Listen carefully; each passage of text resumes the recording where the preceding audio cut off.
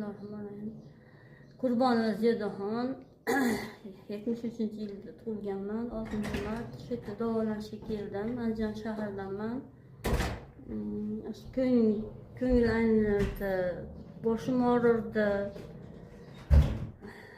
holsiz edim, quvvat, ishtaha yo'q edi. Bosh aylanishlar ham bor edi. Ko'p anaqa bo'lar edim, holsiz bo'lar edim. Kechasi uyqu yo'q edi. Hammasi ketdi. Uyqular yaxshi, ishtaha yaxshi. Ko'ngillanishlar yo'q. Bosh og'riqlar, bosh uyushlar yo'q. O'zimga kelib qoldim, ancha o'zgarish bor. Namozni ham o'qiy olmay qoldingiz-a? Namoz ham o'qiy olmay, namozda ham adashtirishlar bo'layotdi. Xotira ancha zaif edi, ancha o'ziga kelib qoldi. Ancha imkoniyat bor, yaxshi tomonga. O'zgarishlar katta. O'zingiz yengilmisiz? Uyqular yaxshimi? O'zim yengilman, uyqular yaxshi. Qo'rquv ham bor edi, qo'rquvlar ham hozir ancha yaxshi. Qo'rquvlar ham ketdi.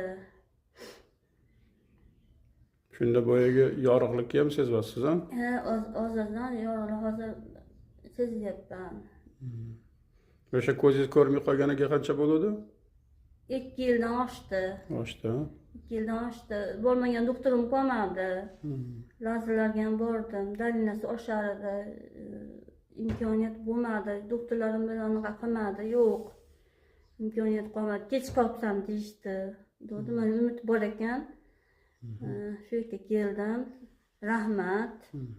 Ancha katta foyda ko'ryapman. Tomirlarda qimirlash bor, ko'zlarda ham ancha o'zgarish bor. Yumuq turar ko'zim, hozir ochyapman bemalol. Yarqanlar tozalanyapti.